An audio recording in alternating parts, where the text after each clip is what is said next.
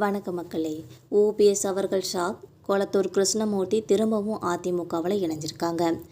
பன்னீர்செல்வத்தோட தீவிர ஆதரவாளராக இருந்து வந்த கொளத்தூர் கிருஷ்ணமூர்த்தியும் எடப்பாடி பழனிசாமியை சந்தித்து திரும்பவும் அதிமுகவில் இணைஞ்சிருக்காங்க.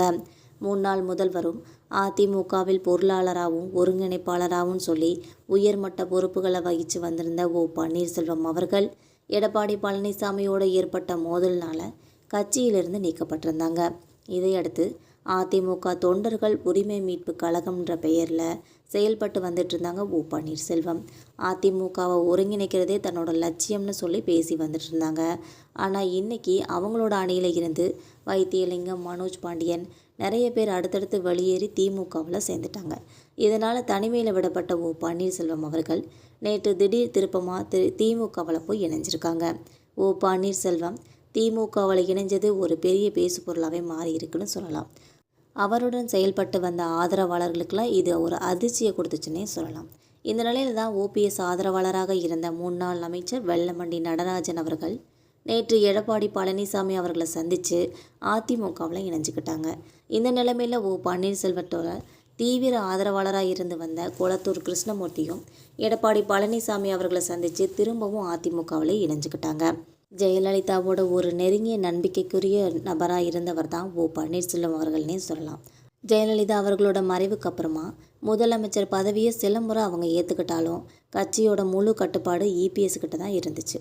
2022 ஓபிஎஸ்ஸை கட்சியிலேருந்து நீக்கினதுக்கப்புறமா இபிஎஸ் தன்னோட ஆதிக்கத்தை அதிமுகவில் ரொம்ப முழுமையாக நிலைநாட்டிட்டாங்கன்னே சொல்லலாம். இதனால் ஓபிஎஸோட தரப்பில் தொடர்ந்து ஒரு தர்ம யுத்தன்ற பேரில் நிறைய போராட்டங்களும் ஒருங்கிணைப்பு கோரிக்கைகளும் சொல்லிகிட்டே இருந்தாங்க. ஓபிஎஸ் பலமுறை அதிமுகவில் திரும்பவும் இணையறதுக்கு தயாருன்னு சொல்லி அறிவிச்சிருந்தாங்க. இருந்தாலும் எடப்பாடி பழனிசாமி அவர்கள் திட்டவட்டமாக அதை நிராகரிச்சிருக்காங்க என்பது குறிப்பிடத்தக்கது. இதனால தான் ஓபிஎஸோட இந்த முயற்சிகளில் தோல்வி அடைஞ்சு போனதுனால தான் இந்த நிலையில் ஓபிஎஸ் தன்னோட ஆதரவாளர்களோட இப்போ போய் திமுகவில் இணைஞ்சிருக்காங்க. முதலமைச்சர் மு.க.ஸ்டாலினோட முன்னிலையில் இந்த இணைப்பு நடைபெற்றிருக்கு.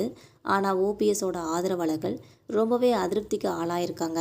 அதுக்கு காரணம் திமுகவை ரொம்ப கடுமையாக விமர்சிச்சுட்டு இருந்த ஓபிஎஸ் அவர்கள் அந்த கட்சியிலே போய் இப்போ இணைஞ்சிருக்கிறது ஒரு ஏற்கத்தக்க ஒரு விஷயம் இல்லைன்னு சொல்லி கருத்துக்களை தெரிவிச்சிருக்காங்க.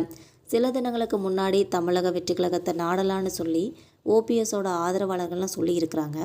ஆனால் இப்போது ஓபிஎஸ் ஆதரவாளர்கள்லாம் நிறைய பேர் திரும்பவும் அதிமுக பொதுச் செயலாளர் எடப்பாடி பழனிசாமி அவர்கள்கிட்டயே போய் அவங்களோட தலைமையில் திரும்பவும் அதிமுகவில் இணைஞ்சிருக்காங்க.